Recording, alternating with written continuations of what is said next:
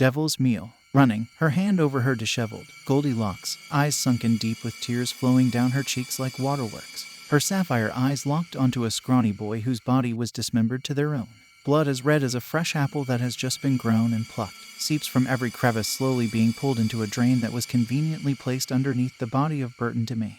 With a sudden jerk, she pulls the boy towards herself and weeps quietly into his chest as the hot tears run down her cheek.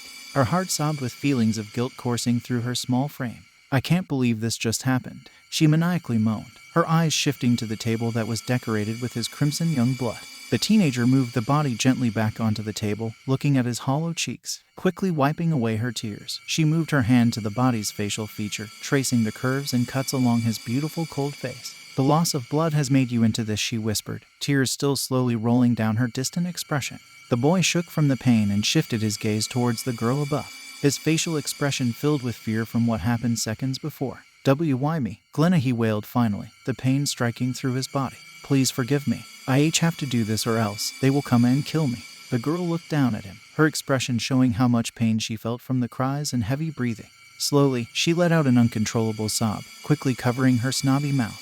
Her legs had become jello from guilt, followed by her falling to her scratched knees. "You were a great friend," she gasped, her vision slowly becoming blurred by her actions.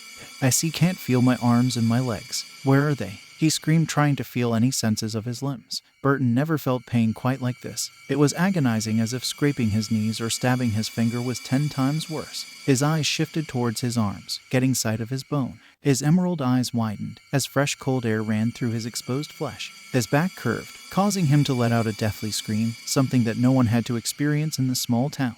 His head shook from the pressure of loss of blood, and his eyes started to sting from the light glaring down at him. "Now we must," she whispered, watching his body fall limp to her words. Blood slowly trailed down off the resting spot of the boy and onto the girl's lap.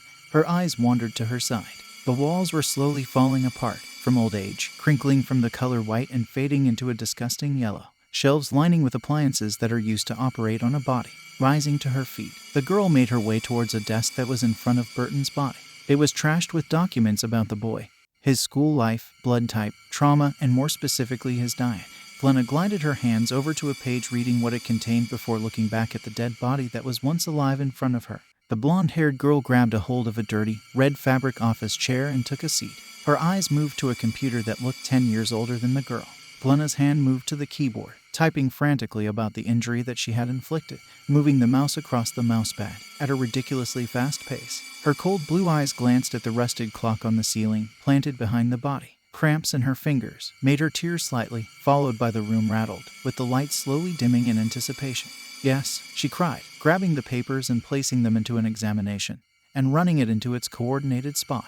Dashing back into the room, she felt an uneasy awareness of being watched. Looking back at the clock, 2:49 a.m., she quickly threw the limbs onto a table and then turned to the boy's torso still attached to his head. "I'm sorry," she silently muttered before carefully lifting his body and placing it onto the metal tray with a thud. My eyes instinctively moved to the clock. 2:53 a.m. Her palms clutched the metal handle to the tray, becoming white-knuckled.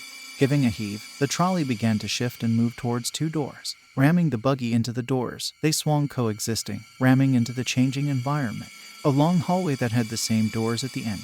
Glenna rushed through the hall, her trolley with Burton screeching under the pressure. Her left hand moved to her cheeks, ferociously wiping her cheeks, her nails digging into her skin, blood trickling down.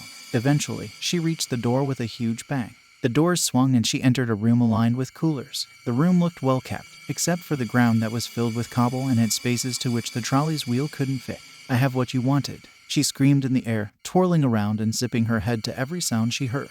A whistle made Glenna twist in her feet, watching a tall, slender man walk toward her. His cheeks were slightly sunken in and with a small mustache. His eyes were golden like the color of the sun. His short hair was slightly disheveled with a magician's top hat.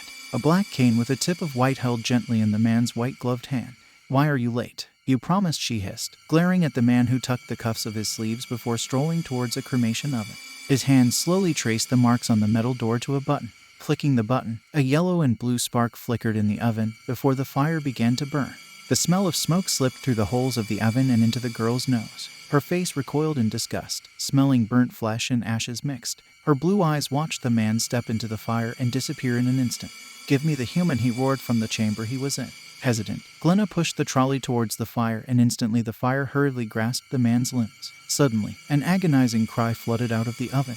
Heat rose throughout the room, causing Glenna to sweat profusely. The gate slammed open once again with the fire changing forms. Glenna tripped back before crawling backward. Her eyes widen in fear as hot tears pool out her eyes. "Isn't this what you wanted?" Glenna hiccuped, inching back from the burning blaze that roared with the distaste of the one they ate. "No, we want a meteor creature," he growled with flames escaping the ghastly being.